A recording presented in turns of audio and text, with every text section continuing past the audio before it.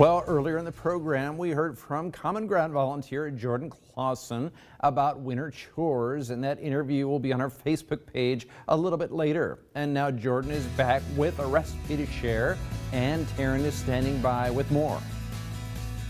We have a treat for you today. This is a special recipe for Jordan and her family. So tell us about it. It's canned beef. Yes, this is canned beef. So it's my great-grandpa Marv's recipe, and my grandpa Terry is passing it down to us now. So my mom and I, next year, we're going to have a lesson, you know, how to carry this out. So I think it originally, I'll have to fact check and start and send it to you in a message, but I think it started with the Depression era and just how to you know, make beef more shelf stable so that it could be carried throughout the year on a shelf versus, you know, in a freezer, you know, something where it might go out. So that makes sense. Yeah, so it's a family recipe. We love it a lot. 1 pound of boneless chuck roast will fit in a pint jar here. So this is called cold packing, and we basically just drop these chunks of boneless chuck roast into the pint jar.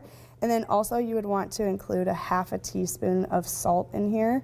And so once you get it cold packed, in our family, we don't add any additional juices to it. Basically when the meat is cooking, it will, like juice will come out of it. And so you don't need to add anything else. So we'll get that packed down in there. And then this is called headspace on the jar. So the top, from the top of the product to the top of the jar is headspace. And you want to leave kind of where those rings would go. You always want to leave that open. Okay. And then you would add in the lid, and then you would twist on the ring as well.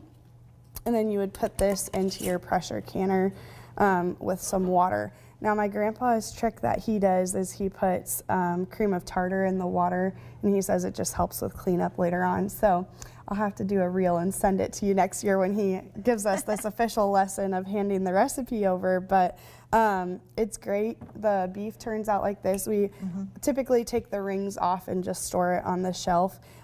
So there is going to be some fat content here at the top of the jar. And in our family, we just kind of scrape that out before we pour the jar into a pot. And you can put it into vegetable soup. You can make it into barbecue shredded beef, which is what we have today. Serve it on a hamburger bun or on crackers as like an appetizer. It's a great way to get in some protein. And, you know, it's toddler approved. I have toddlers at home and they like it, so. Wow, and this is the recipe here, right? That's the official recipe from the family cookbook, so. I love that, and this has been copied and it'll be shared. I gotta give this a try real quick. And you can also make this with, we make canned chicken as well this way. This is really good, Jordan. Yeah, it's pretty tasty. So this is what it looks like. You can put it on crackers. Yeah, it's a good game day appetizer, or you know, if you've gone boating in the summer and you want to do it, or in the winter, you know, if we come in from chores, like it's a fast thing to make, or if your power is going out, you know, it's something fast. So it's handy, I know. So we will have this recipe shared with you all on our Facebook pages after the show. Thank you again, Jordan. Yes, of course. Okay, back to you, John.